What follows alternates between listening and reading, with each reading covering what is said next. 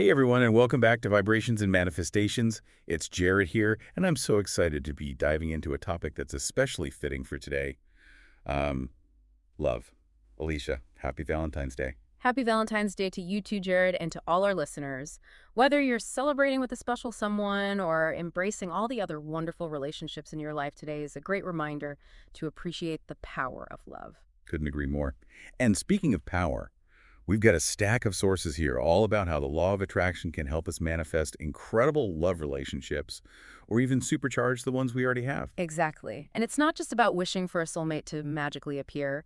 We're going to delve into the practical steps and real life examples of how people are using this powerful principle to create more love in their lives. Okay, so for those who might be new to this whole law of attraction thing, can you give us a quick rundown of how it actually works, especially when it comes to love? Absolutely. At its core, the law of attraction is based on the idea that, attracts like. It's about recognizing that your thoughts, feelings, and beliefs create a certain energy or vibration that interacts with the universe. So if you're constantly thinking, I'll never find someone or I'm not good enough for love, you're actually putting out a vibration that could attract more of those experiences. Precisely. It's not about blame, but about understanding that you have the power to shift your energy and create a different reality.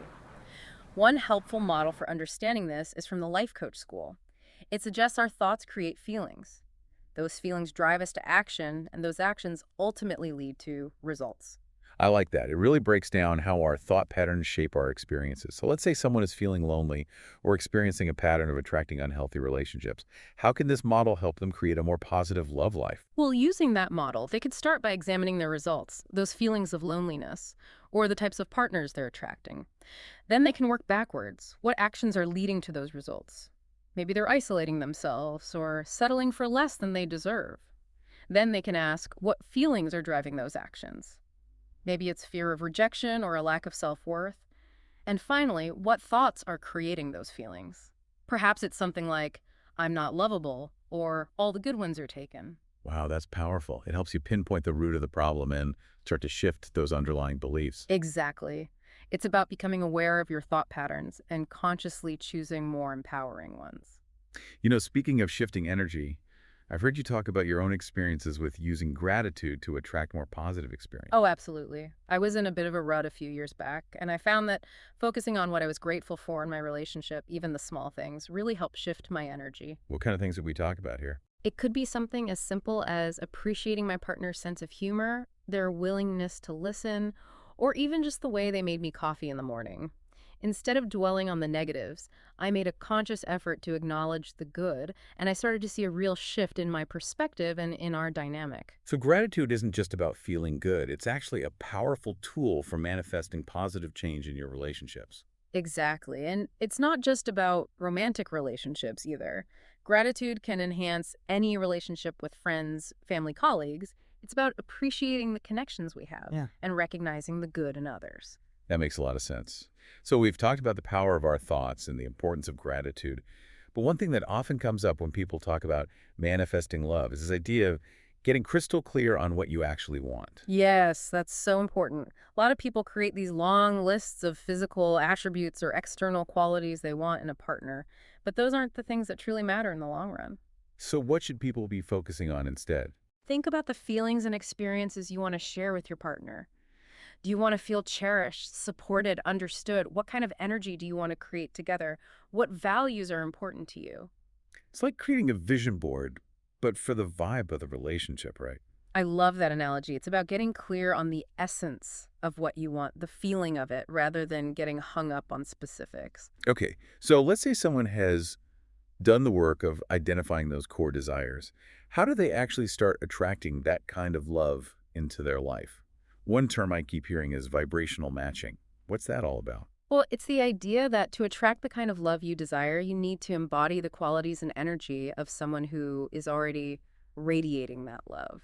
So it's not enough to just think positive thoughts. Yeah. You have to actually be the kind of person you want to attract. Exactly. Think about it. If you want a partner who's kind, compassionate, and confident, are you embodying those qualities in your own life? Okay, I get it. Uh-huh. But what does that look like in practice?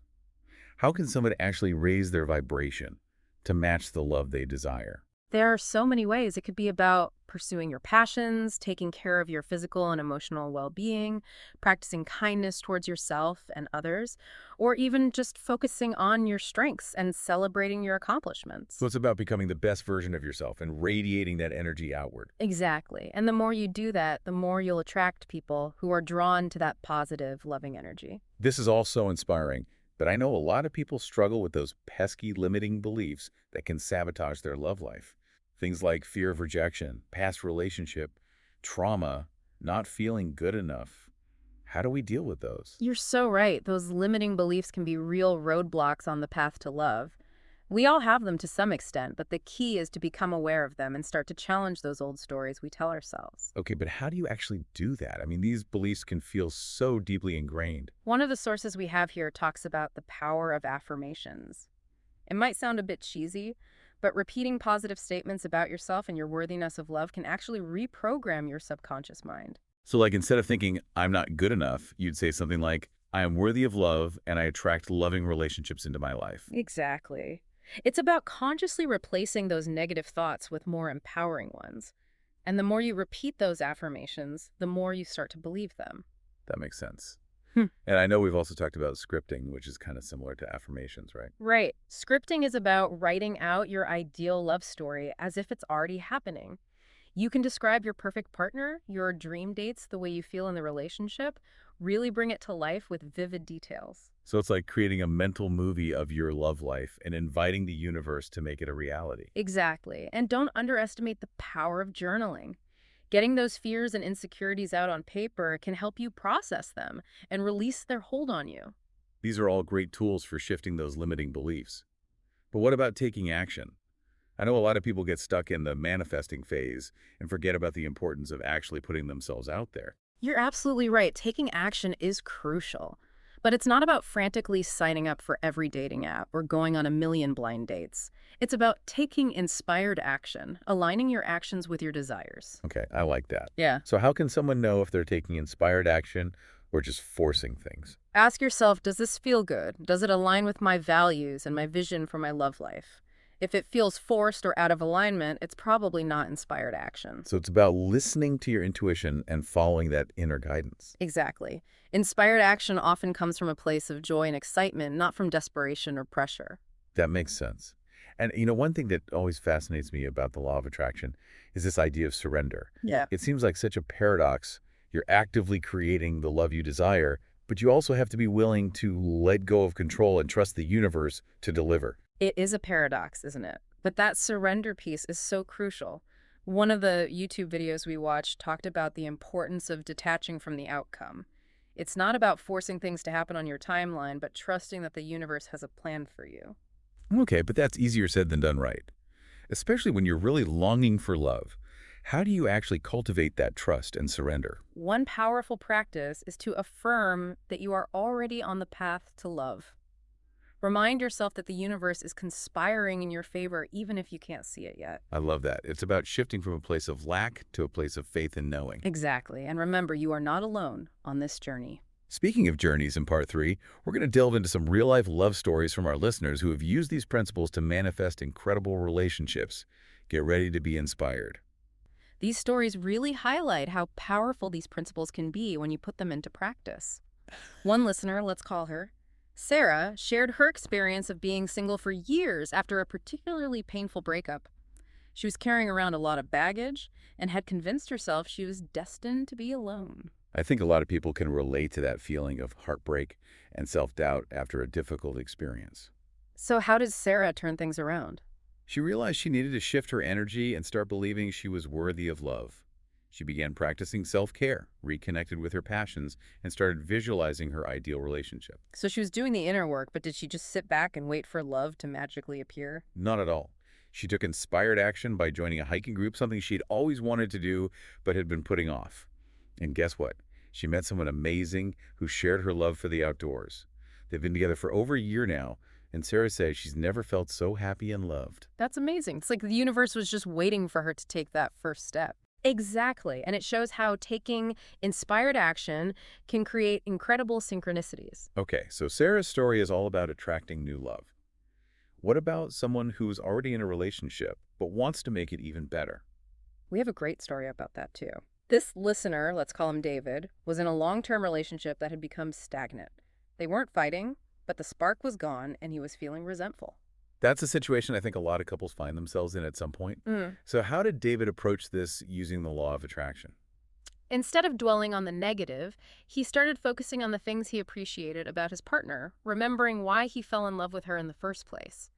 He made an effort to plan special dates, express his affection more often, and practice gratitude for the good times they'd shared together. So he shifted his focus from what was missing to what was still good.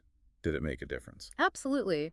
David said that within a few weeks, he started to feel more loving towards his partner, and she responded in kind.